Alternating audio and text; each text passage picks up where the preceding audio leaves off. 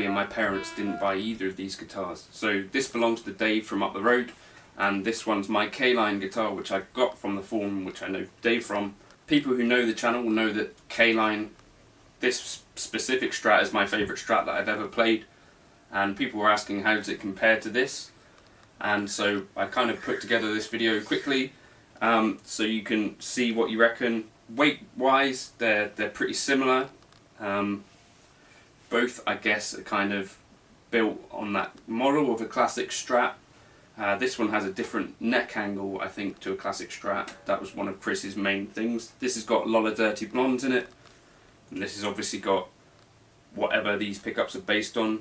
Frets on the K-line are, you know, a larger size, I think 6105s. These are kind of like vintage, smaller frets. The radius on this is 10.5, the radius on this is 7.25, if you care about that sort of thing. The necks feel kind of roughly similar. I think I read someone saying this is like a baseball bat neck on the Silver Sky, or that was something that put them off. They're absolutely not. It's like a classic kind of Strat profile, I think. Not a baseball bat by any means, but it's also not a slim neck.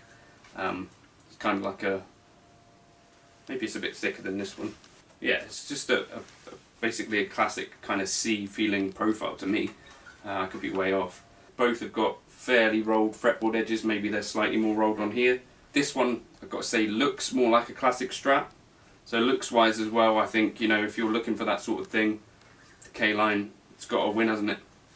And then in terms of actually value for money, so the Silver Sky and the Fender Custom Shop stuff, they're built by teams of people, as far as I know, right?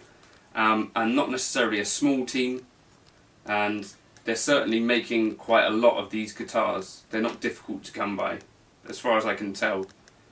Certainly the Fender Custom Shop stuff, I think that's why they have to do kind of limited editions and stuff to keep that idea of scarcity around, but they are churning out quite a lot of these instruments. The K-line, Chris doesn't make a ton of guitars, and they're not that easy to come by, and it is, you know, Chris has built each guitar from start to finish, kind of a different thing, so that's why I don't necessarily think it's necessarily totally fair to compare these things. Price wise, yes, they are pretty much the same, when it comes to selling a Silver Sky, I imagine they probably hold their value quite well. The K-line is potentially less well known, and maybe you could take a bath on that if you bought one from new, but you know, that's maybe what you get when you buy an instrument from like a luthier. It's a kind of a different thing that you end up doing. You know, if you bought an exotic, or if you bought a Seth Backus, or if you bought a Fibonacci, these kind of smaller companies and stuff that will build you a custom instrument, and you know, you can spec it out and stuff. You can't really do that with a PRS or a Fender, I don't think, anyway, not to the same level, and you certainly won't be talking to the people who actually build it. It's a different thing, isn't it? So, but the PRS Silver Sky definitely holds its own, I think. A really good guitar for the money. I think I saw someone also, maybe Steven, saying he'd get an American Pro over these, and I think the issue is that the kind of newer Fenders, certainly the ones that aren't like the American original, the Avery designs, aren't really that Strat-like either. They're kind of more super Strat-y than Strat, if that makes sense. You know, things with S1 switches and all this, and the necks are quite slim on quite a few of them. Certainly on the more modern American Strats that I played that aren't like Avery designs. So, I don't know, those to me don't scream like classic Strat vibes. This PRS doesn't really look like a classic Strat, but it's got that sound, I think, and it plays like one.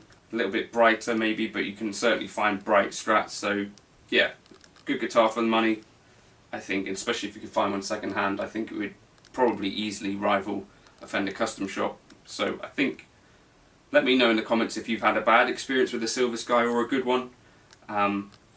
Obviously we know that on the channel I really like the K-line stuff, so I'm not going to recommend one over the other or anything. I'm just saying, you know, they're in the same video together. You can come to your own conclusions if you want. Catch you in another video soon.